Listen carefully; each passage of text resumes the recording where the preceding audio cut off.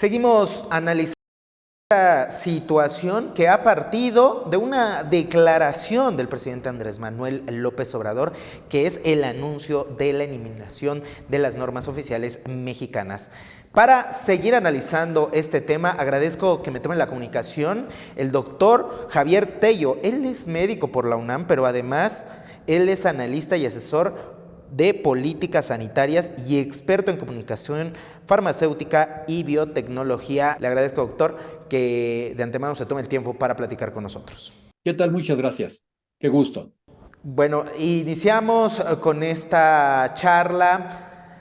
Inicio cuestionándole de qué se tratan estas normas oficiales mexicanas para algunos de los ciudadanos. Hasta que no se da esta polémica, no lo teníamos tan claro o no lo tenemos tan claro.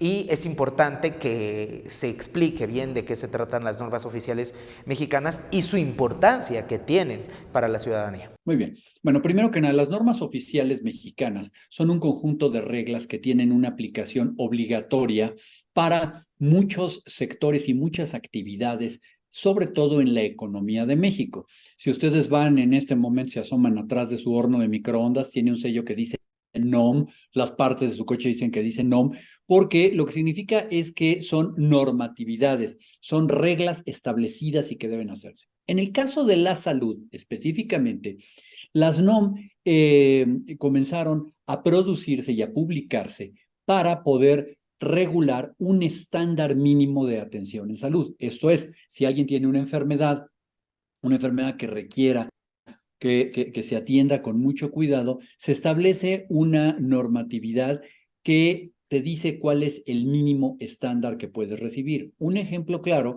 está en una de las NOM que se pretenden quitar para el diagnóstico y tratamiento de las pacientes con cáncer de mama, en donde se dice cuáles deben de ser los pasos para que ellas tengan un diagnóstico, cuáles son los pasos que se deben seguir para que lleguen a un tratamiento, cuáles son los tipos de tratamiento hacia donde se debe llegar. Por ejemplo, las pacientes con cáncer de mama necesitan forzosamente, según la NOM, tener una tipificación genética muy elaborada del tipo de tumor que tienen. Así es como se debe manejar hoy en día. Y eso lo dice la norma. ¿Qué pasa si no hay norma? Si no hay norma, entonces no hay una obligatoriedad para poder seguir todos estos pasos. Y teóricamente lo que va a ocurrir es que cada institución privada o pública, porque las normas aplican para todos por igual, van a dar y van a aplicar el criterio clínico que tengan, que puede ser un criterio médico muy válido, sí, pero unos van a tener un criterio, otros van a tener otro. Y hay que decirlo, en el caso de las instituciones de salud, no va a haber manera de exigir que se llegue a este nivel si es que el presupuesto o los medicamentos o lo que haya están en este. Van a decir con mucha justificación, estamos dando el mejor tratamiento que te podemos dar, no el que nos está pidiendo la norma. ¿Por qué tenemos normas en salud?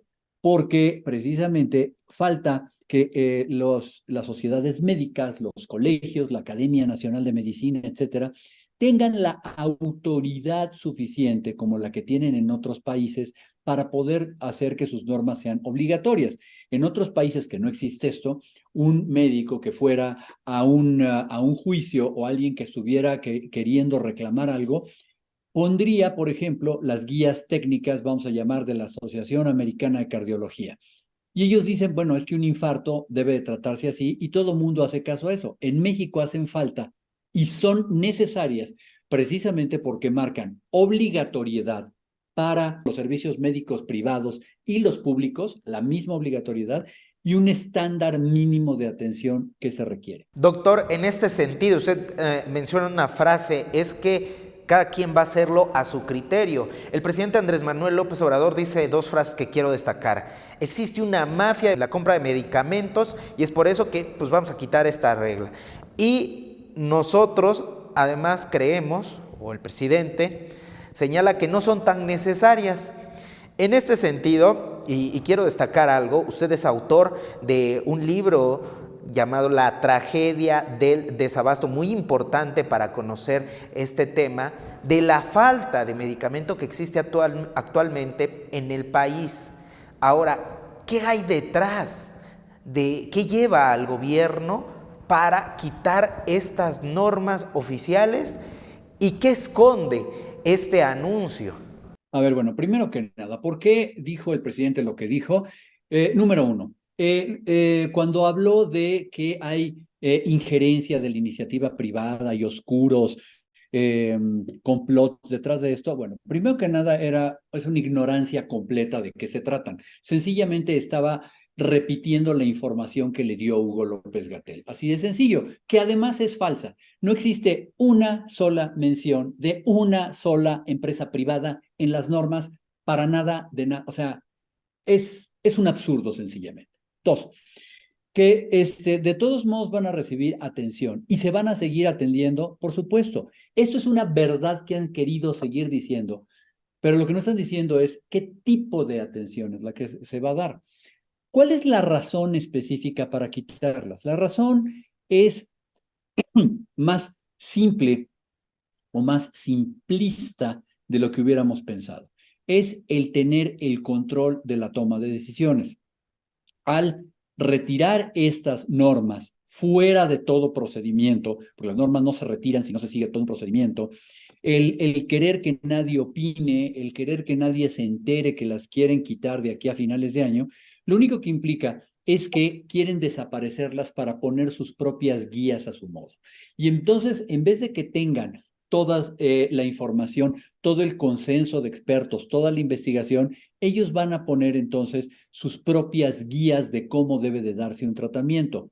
¿Cómo? ¿A qué modo? Al modo en el que quieran o puedan darlo. De esta manera yo puedo poner entonces que el máximo estándar de atención va a ser porque este es el que quiero pagar como gobierno. Esos son los medicamentos a los que te voy a tener acceso y estos son los diagnósticos cuando debería de estar por acá, pero para gastar menos no lo van a hacer. Quiero llevar al absurdo esto. ¿Nos podrían dar un paracetamol si yo, por ejemplo, tengo un tumor para controlar eso cuando ya no hay norma? No precisamente, no, el ejemplo no es tan así. Pero lo que sí puede ocurrir es que basemos, por ejemplo, el diagnóstico de las mujeres con cáncer de mama en métodos de diagnóstico que no fueran tan avanzados y tan modernos como se requiere. Es decir, podríamos estar retrocediendo en la calidad de la salud tantos años como le fuera para lo que tienen. Ahora bien, a nivel de los tratamientos, no el caso del paracetamol, pero sí ya están comenzando a ocurrir precisamente con el desabasto de medicamentos, ejemplos muy interesantes. En vez de poder acceder a un tratamiento, por ejemplo, una quimioterapia que se llama lenalidomida, pues no lo tenemos y entonces te dan el anterior a ese que se llama talidomida, que prácticamente tenía muchísimo menos eficacia que el nuevo. Pero si yo quito la norma, ya no tengo como paciente con qué exigir. Ellos van a decir, seguramente en la norma, en su nueva guía o en sus nuevas reglas, lo que tengamos disponible. Y eso es lo que va a suceder. Es una precarización de la salud. Si entiendo bien, es un retroceso. Absolutamente. Es un retroceso porque lo que se está perdiendo es la normatividad y la estandarización. Sí, todos los médicos y todas las instituciones pueden hacer el mejor esfuerzo posible. ¿Qué te doy? Lo que tengo disponible. Y ya no tengo nada más y nadie me puede exigir que te dé más. Eso es lo que ocurre si no tenemos hoy una normatividad. Ahora, algo muy importante que hay que decir. Dijeron uno que no eran necesarias y dijeron que a veces estaban atrasadas y no se habían actualizado. Entonces, pregunto yo, ¿por qué si lo que dice la ley es que hay un procedimiento para actualizarlas, por qué no se lanzó una convocatoria para actualizarlas?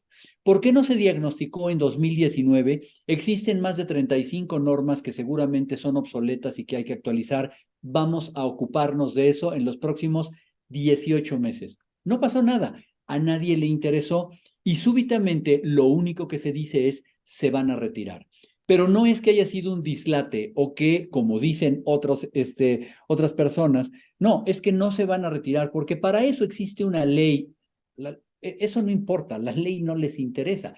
Lo que Hugo López-Gatell dijo fue se van a quitar. Lo que el presidente repitió es se van a quitar. Entonces, no hay procedimiento de actualización, no nos van a dar otras, no nos van a cambiar por unas más modernas, las van a quitar, punto. ¿Qué acciones tienen que hacer los médicos y los ciudadanos ante la eliminación de estas normas? ¿Cuáles son las opciones que tienen?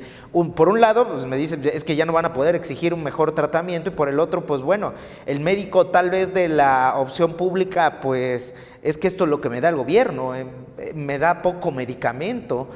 ¿Qué opciones tienen las dos partes? Mira, muchos médicos ya están comenzando a protestar y agruparse, y aquí lo que viene es que se requiere forzosamente un posicionamiento de la Academia Nacional de Medicina y la Academia Nacional de Cirugía de México, porque son los órganos rectores y colegiados más importantes de la medicina, y tienen que decir, eso es lo que va a ocurrir y por esto necesitamos las normas. En el caso de los pacientes, de los familiares, de los cuidadores, de la gente común, tienen que acercarse y levantar la voz. Uno, quienes tengan enfermedades crónicas, acercarse a las asociaciones de pacientes, porque solamente así se va a hacer notar. Hoy, seguramente tú ya lo has visto, ya han salido muchas asociaciones a pronunciarse y a levantar escritos, etcétera. Y dos, acercarse a sus congresistas, que la gente que tienen en sus representaciones ante el gobierno se enteren que esto debe de cambiar. Ya se está llamando, aparentemente, la gente del Congreso está llamando a comparecer a Hugo López-Gatell para que dé la explicación de esto. ¿Cuál sería el mejor escenario? El mejor escenario que lo detuvieran, pero ojo, esto no se detiene aquí, ¿eh? Creo que sí hay una realidad que nadie ha mencionado. Hay que actualizar muchas de estas normas. Que esto nos sirva de sacudida tanto a médicos como a pacientes como autoridades para no tener normas antiguas. Hoy puedo decirte que hay muchos tratamientos que se están haciendo arriba de la norma que estaba antigua. Ok, y eso hay que corregirlo, estoy de acuerdo. Lo que no puedes hacer es quitarla, porque entonces sí generas un gran caos. Por último, doctor, quiero abordar esta parte. Los que menos tienen, los sectores rurales empobrecidos y la falta de inversión a estas zonas, a dinero para medicamentos y para que lleguen medicamentos, son el sector más afectado siempre. Por gobiernos van y gobiernos vienen. Pero puntualmente, este prometió estar de su lado. ¿No los está dañando con esto? ¿No está dañando principalmente a ellos?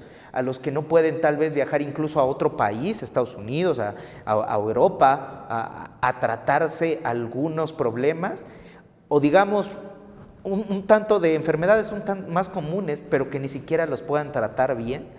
¿Es un daño hacia ellos? Mira, básicamente sí, pero como yo he venido mencionando desde que comenzó esta administración, el problema más grave es que no se está pensando en el paciente. Cuando se quiso en orden cronológico, primero, cambiar el sistema de compras de medicamentos, estaban buscando ahorros. Hoy en la mañana nos presumieron otra vez ahorros. Perdón, nadie debe de ahorrar en salud. O sea, que yo tenga la población enferma y me guarde el dinero en la bolsa no es un logro. Eso significa que no estoy pensando en los pacientes. Número dos, en el momento en que quitaron el Seguro Popular, no estaban pensando en los pacientes, estaban pensando en su visión política y su ideología. Tres, en el momento que no tuvimos acceso a pruebas de COVID o que estuvieron negociando, que tuvo que salir la Cancillería, por el amor de Dios, a comprar vacunas porque la Secretaría de Salud no las quería comprar, no estaban pensando en los pacientes. Y hoy otra vez siguen sin pensar en los pacientes. Entonces, ¿qué es lo que pasa? Que lo que tenemos es un gobierno que está buscando específicamente tener un beneficio político, que quiere salir a decir que hace cosas cuando en realidad los resultados son otros, y se dan cuenta los mismos pacientes que no están pensando en ellos. Pues doctor, muchas gracias por analizarnos y ayudarnos a entender este tema y enfocarnos hacia dónde debe de ir la atención médica, a modernizarse, porque hay mejores atenciones médicas en otros países que deberíamos de recuperar, invertir más, y a que la ciudadanía tome en cuenta esos temas. Muchas gracias, doctor. Hasta luego y les agradezco mucho. Fue el doctor Javier Tello, analista y especialista en políticas sanitarias, para analizar este tema.